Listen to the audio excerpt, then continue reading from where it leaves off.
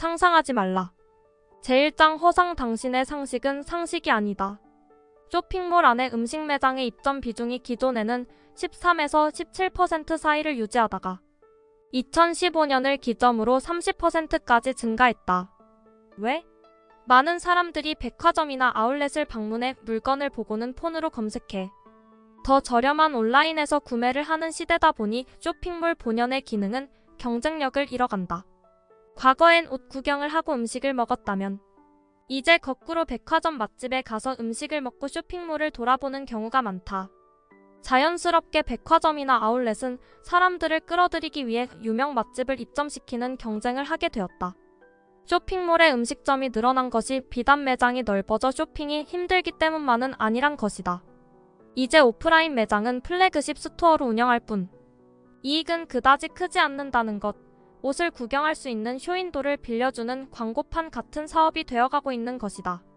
옷 구경하고 구매는 인터넷으로 맛집을 찾아 쇼핑몰을 찾는 시대가 된 것.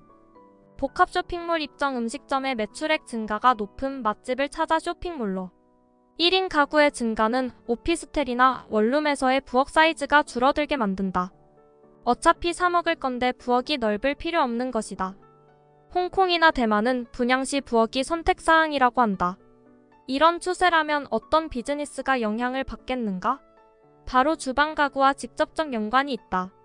싱글들의 다양한 취미 중 눈에 띄는 것은 집 꾸미기가 있다. 싱글들은 혼자 사는 자신의 공간에 관심이 많아서 집을 꾸미는데 많은 시간을 쏟게 된다.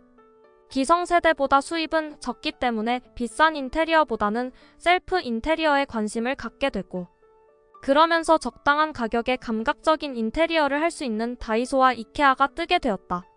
싱글들은 작은 TV를 안 산다. 70인치 모니터를 산다. 언뜻 봐서 이해하기 힘든 현상, 집에서 게임하고 동영상 보는 게 낙인 사람들에게는 매우 제격인 제품이다.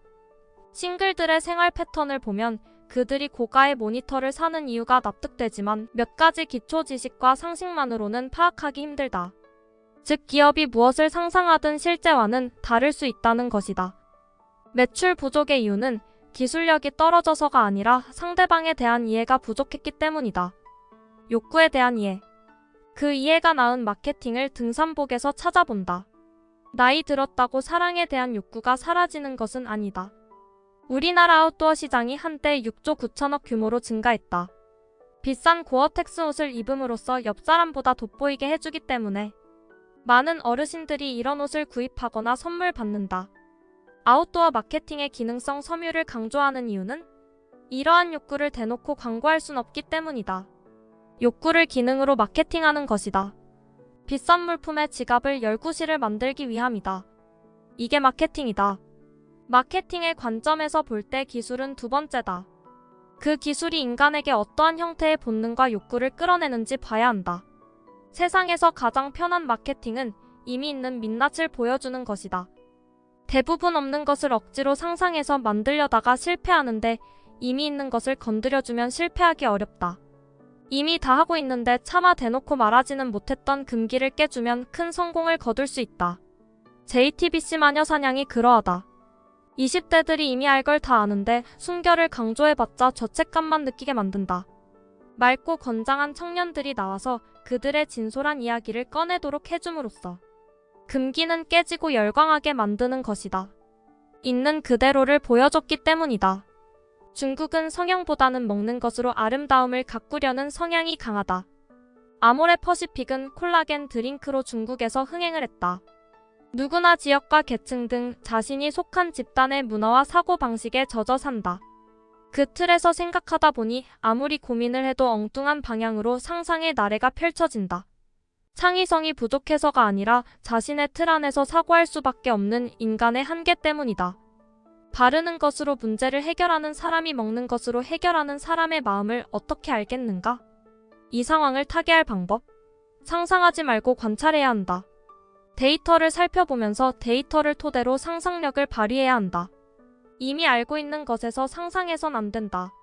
데이터를 관찰하고 그것을 토대로 관찰해야 한다. 제2장 관찰 상상하지 말고 관찰하라. 외부인은 부산하면 씨앗 호떡을 떠올리지만 실제 부산 사람들은 레스토랑의 키워드가 많다. 부산하면 호떡이지하고 호떡 가게를 차릴 것인가?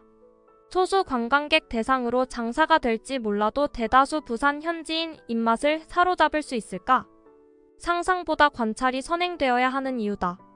많은 여성들이 하루 4번 화장을 고친다.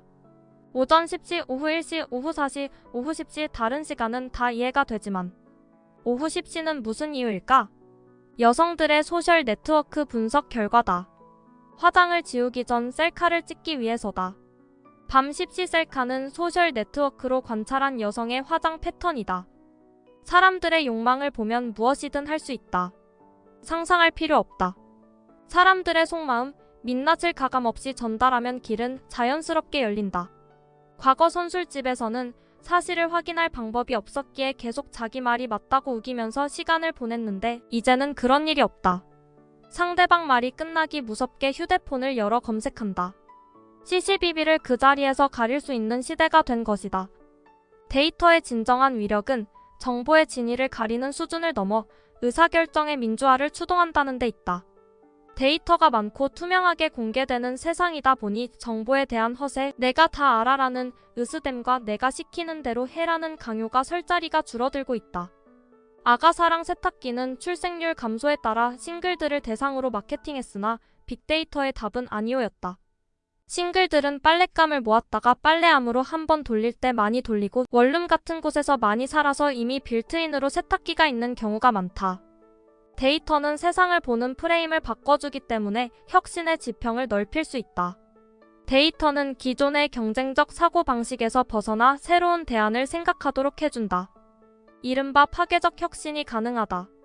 이 파괴적 혁신에는 관찰이 필수적이다. 자신이 아는 기존의 틀을 부정하고 새로운 대안을 찾아야 하기 때문이다. 섣부른 상상은 위험하다.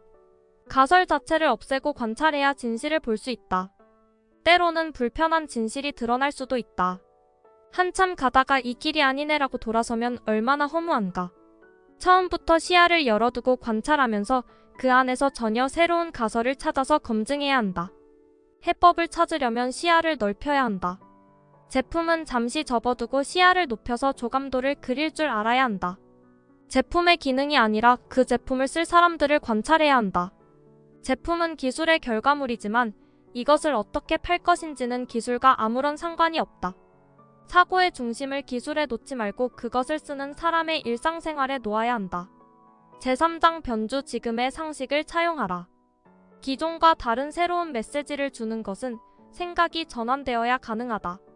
관찰을 잘하면 그에 따라 관찰자의 생각은 자연스럽게 바뀔 수 있다. 사람들의 마음속이 어떻게 달라지고 있는지를 읽고 자연스럽게 받아들이는 것만으로도 남들과는 차원이 다른 제안을 할 수 있다. 사람마다 다 다른 생각이 있다. 스타일이 좋다. 쿨하다는 것은 느낌이다. 이런 추상화된 것을 전달하는 것은 언어로 아무리 잘 표현해도 한계가 있다. 그런데 말로 전할 수 없는 이런 감성을 척 보고 이해하지 못하면 시쳇말로 꼰대가 된다. 여기까지 상상하지 말라 도서 소개였습니다. 구독과 좋아요는 다음 영상을 만드는 큰 에너지가 됩니다. 시청해주셔서 감사합니다.